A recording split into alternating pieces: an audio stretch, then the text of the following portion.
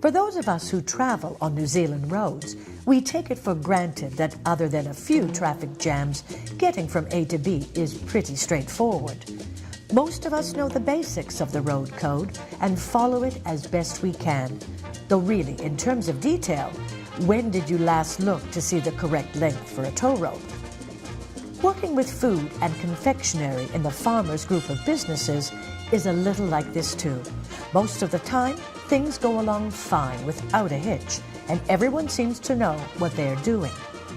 This is all good until something goes wrong, whether driving or handling food and confectionery, because at that point, it's really important to know what to do properly and sometimes very quickly in order to make sure that you remain safe, your passengers are safe, and that you don't end up losing what could be a lot of money. Good insurance companies will often give you a card to follow when you have an accident, and in the same way, you have a food safety manual at work to help you to understand what you need to do around food to keep it and your customers safe. In this program, we will be exploring the food safety program so you know what to do. This program is to help you both with some handy hints about driving, but most importantly, to help you to be familiar with the way that we handle food in the Farmers Group, and for you to understand how you fit into the big picture. This is our food safety program.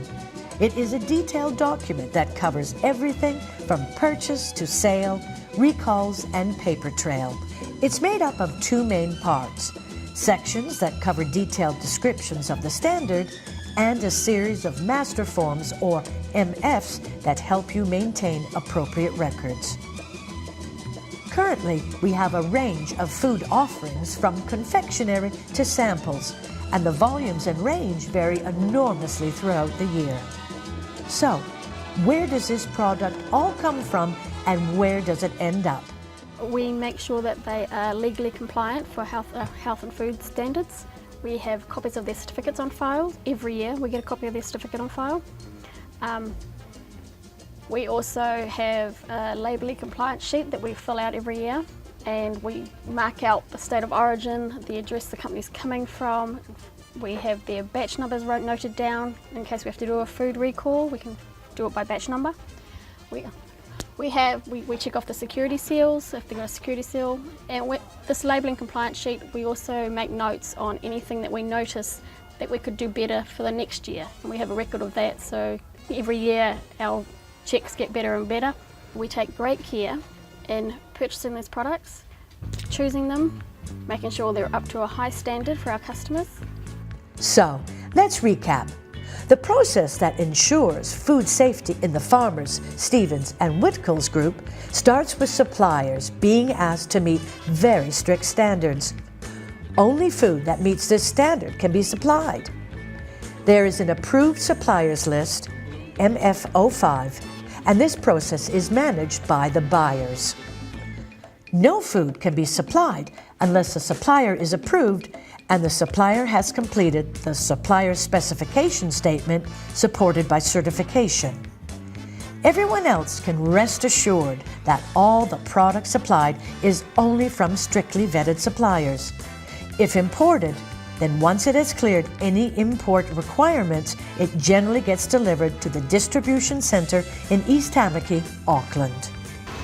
We come on the floor, we check to make sure there's no damage, and also we check to make sure the expiry date and use before date, all that kind of things, so make sure it's okay. Plus we check to make sure that's the right products we order come on to us. So once that is done, so we let the people upstairs to generate the paperwork for it. Throughout the entire process, the food safety program specifies the standard for common elements such as pest control, buildings, and personal hygiene. You'll find all the information you need in here. There are some diseases that you must not attend work with, and definitely not handle food, and these are specifically listed. If you have any of these, you must notify your supervisor. Visitors and contractors are also required to comply, and must read and sign documentation at the back door, as well as sign the visitor's register. To give you some idea, some key documents in this area are visitor registration, staff induction and training record MF4, medical certificates and employee records, internal audit and HACCP review MF14, and the illness register MF15. But even before the products reach the stores, there is the QC team to get through. They have very particular responsibilities in relation to compliance, labeling, and quality. Section 4. Product labeling and allergen management is fundamental to their work. It's a bit like getting your warrant of fitness before hitting the road. Once we've done our checks, we then send it to the buying team. The buying team will then look over it, make sure everything's up to standard, and then they'll write their comments on the red card, and then send the stock back to the DC, and then us will then release it off queue hold. In days gone by, this actually used to be a red card, but now it's a white paper document. For the store receiver and those people working in the stores, as soon as they get the stock, the chocolates in the store, the stock has to be off the floor, moved to a designated place where it's cool, no sunlight. So, when product finally arrives at the store, what then? How does the food safety program help us? Well, the general standards for pest control, personal hygiene, and training apply, but there are specific requirements for the way food is handled. And whilst we are on the subject of training, take a look at Section 10. Very importantly, there is a matrix identifying who needs what training in every role. In addition to this, our food safety consultants provide external training in food safety. Induction training is also critical to ensure that all new staff are ready before they start working with food.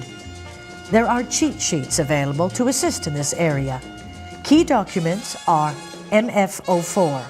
When we receive product, if it's damaged or very close to its expiry date or cannot be eaten for some other reason, we keep it aside. We contact the buyers or the farmers support office and tell them what the problem is exactly and wait for them to give us feedback so that what we can do with it. Product like this, when they come in, we check them so that they're all right, and we check the dates as well. Sometimes they come in damaged like these maybe, and then also they come close dated. So what we do is we take them off and we refer to the manual or the DAP that we have, and we take actions accordingly. Stock rotation is never ending and even extends to the shop floor, where checking for dates is vital. Similarly, identifying and removing any damaged stock should be a part of your routine in stores. And of course, there are records and master forms for this too. From time to time, your food safety program, as well as your performance against it, will be measured and audited. At times like this, it's important that you can demonstrate where to find the right information in the manual. You must have an up-to-date food safety file. The file needs to contain a controlled copy, the latest, of the FSP, a copy of the exemption certificate with the correct address, and a copy of the bait station plan. Also in there should be a couple of blank copies of every MF document for your use, as well as any completed documentation filed by section. It's also a good idea to keep a record of passwords for things like PestNet, so that you can find these when you need them. But sometimes the worst can happen, and you may find that product is no longer safe to sell or use. You will be told about this in your daily action plan. If we ask you to remove the product off the shelf, please do so in a timely manner and destroy it as you have been requested by putting it in the bin and making sure that it does not end up in your staff cafeterias, because we have asked you to destroy it. So, let's recap. Every food safety related activity is covered by the Food Safety Manual. Every food safety related activity also has a number of master forms associated with it. In order to keep your customers safe and ensure that the food we sell is also of good quality, you must understand and follow the manual.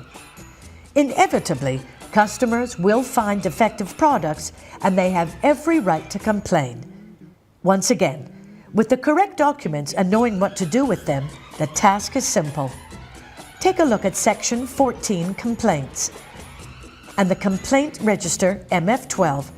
When filling it in, take as much detail as possible. Keep it near at hand and be sure to take care of the customer. Be empathetic and express that you take the food safety program seriously. Another area that we are seeing more often is demonstrations, both internally and externally staffed. In either case, it's vital that they have their license and appropriate paperwork before they even start. So there you have it. You now know where the food items for sale come from, how they are handled, and where they end up, as well as what to do when things go wrong.